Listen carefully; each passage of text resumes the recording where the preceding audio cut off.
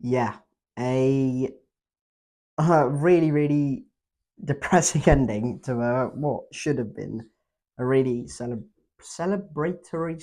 Oh, I can't even say it. Head's gone. Celebratory season for Bristol City, and it's ended on a really sour note. Ended 3-0 at Bramall Lane to Sheffield United. And if it was 3-0, I would have been quite happy if it went the other way. They would have forced extra time. Anyway, yeah, 3-0 to Sheffield United, 6-0 on aggregate. 6-0. Christ. That I think that puts, I think, the biggest disparity in terms of goals. That puts Sheffield United out on their own. This biggest disparity, possibly. Does that make us the worst ever playoff team in the EFL? God, who knows? But yeah, a thoroughly depressing afternoon at Bramall Lane and a thoroughly depressing result. In what has been a thoroughly depressing playoff campaign for Bristol City. We came into this with a lot of sort of excitement, optimism. 17 years since we've been here. Football clubs on a high. Liam Manning, Knight, Bird, all of that good stuff. And this is what's been produced. And unfortunately, some horrible mitigating circumstances, including that red card, which was a red card, but still, changes the game, changes the tie. And then, we're chasing the game at Bramall Lane. You're just not gonna you're not gonna win a game by passing it around the back for 90 minutes. I'm afraid. Didn't even score. Didn't even threaten Michael Cooper. I don't think, which is the most bitter thing about all of this. We didn't threaten Michael Cooper at all, and that was thoroughly depressing. Look, Bristol City hamstrung in terms of defensive options. One defender on the bench, and then that's Elijah Morrison. A back three made up of George Tanner, Zach Viner, and Cam Pring. You could argue one natural centre back in Zach Viner in there. Cam Pring really doesn't want to be playing at left centre back, and then Hayden Roberts playing left wing back. Is he more of a centre back? I don't know. Who knows? And then McCrory, who's being pushed through slight injury problems. Knight and Bird, Knight and Viner and Max O'Leary, who've obviously played every single minute of every single game this season for City. Earthy, Twine, Wells, we're still relying on Naki Wells, who's had a fantastic season, but yeah, he's him, similar to a lot of other players in this team, look like they've run out of gas and run out of steam, which is thoroughly unfortunate. But yeah, 3-0 on the night. Was it slightly flowering to Sheffield? No, probably not. I think they had the miles better chances. We didn't, as I mentioned, we didn't threaten Michael Cooper at all. I don't think we created a single big chance. Nope. Yep, the stats back that up. And look, despite having a lot of the ball for 35, 30, 40 minutes of that first half, Sheffield United, all they need is one moment. And it feels like all teams require at the moment against Bristol City is one corner, and they'll score from it, because Preston at home, where Emil Reese has gone, oh hello, he's got the space of the 6-yard box. He scores. Kiefer Moore scores from a free header, the tallest man on the pitch, by the way, and that's you don't have to be a rocket scientist to figure out that Sheffield United are going to be aiming for him from set pieces. He scores a free header. And then that second goal just sums this tie up to a T. Cam Pring's got the ball on the halfway line. We look in control of that situation, of that moment, and we're just trying to build up pressure and maybe try and score an equaliser and then maybe find a way back into the tie. Cam Pring gives it away to Tom Cannon on the halfway line. Cannon races away. He's tried to square it to Kiefer Moore, wins the corner. I think Cam Pring actually deflects that off for a corner. Goes for a corner. And then it's a lovely corner routine, but we're caught fast asleep. And then Gus Hammers hit the shot. It's taken a deflection. It's gone in off the far post for 2-0. That's 5-0 on aggregate. The game peters out. Still, Sheffield United had chances to make it 3. I think Callum had one before he actually scored right across the face of goal, which didn't go in the net. And then Callum O'Hara actually scored after that. Brewster, I think, goes in on the left hand side, or Campbell, whoever it was.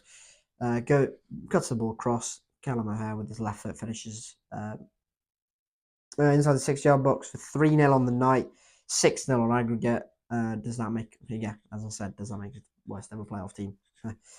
Who knows? And you could see the fact that there was 22 points between the two sides, 24. In the league season, just a complete disparity in points, in quality.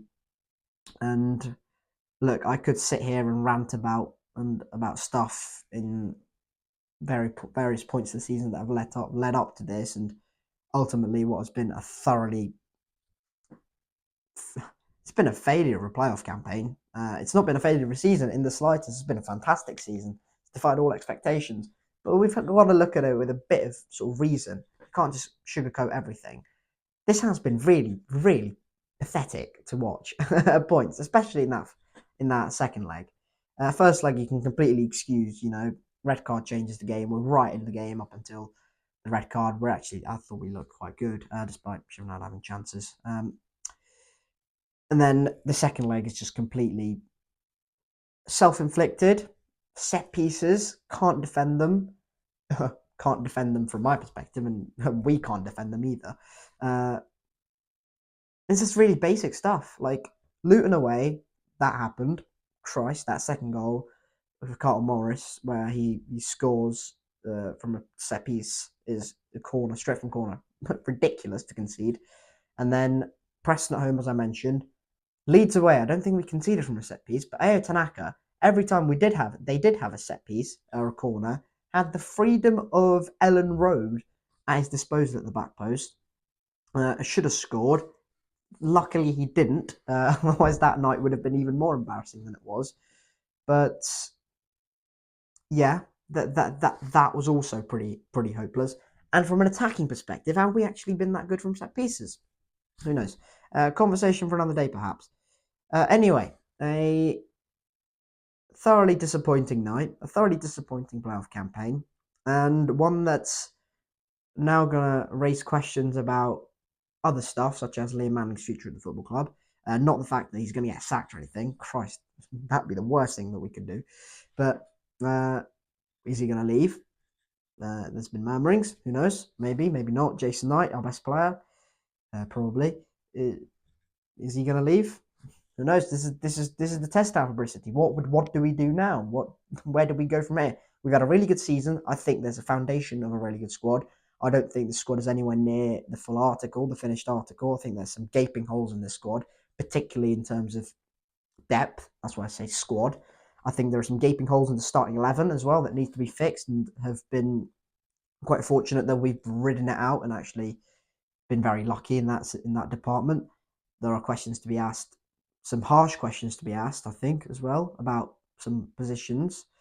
I don't want to name any names, but we'll talk. We might have a talk about that later in the future.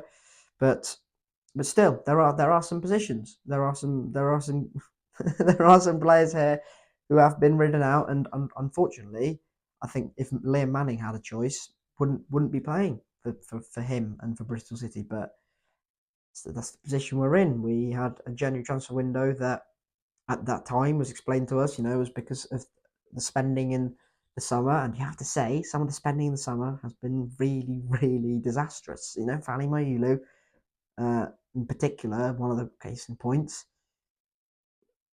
That there are some questions to be asked about, why this has transpired.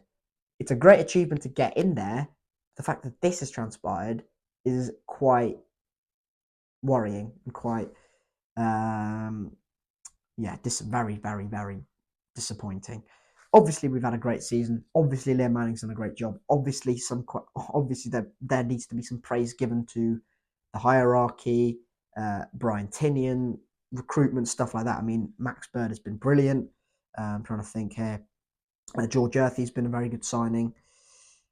But there have also been some shockers, and there have also been some moments where you've gone, what, really? And questions have to be asked, I'm afraid. But yeah, a really disappointing night. That might be completely reactionary. Look, I've just witnessed us losing 6-0 on aggregate to Sheffield Utd in a playoff semi-final. Excuse me if I am. Anyway, thank you very much for watching, everyone. Thanks for the support on the videos this season. It's been a fantastic. Yeah, it's been great covering City for 46 games up until now. But yeah, it's been great. Thank you very much for watching, everyone. Hit like if you haven't already subscribed to the channel for more Bristol City content in the future. I'm sure there'll be some. Well, there definitely will be some reaction to this season in the coming days, maybe. But yeah, thank you very much for watching. Keep safe, everyone, and I'll catch you all later. Cheers.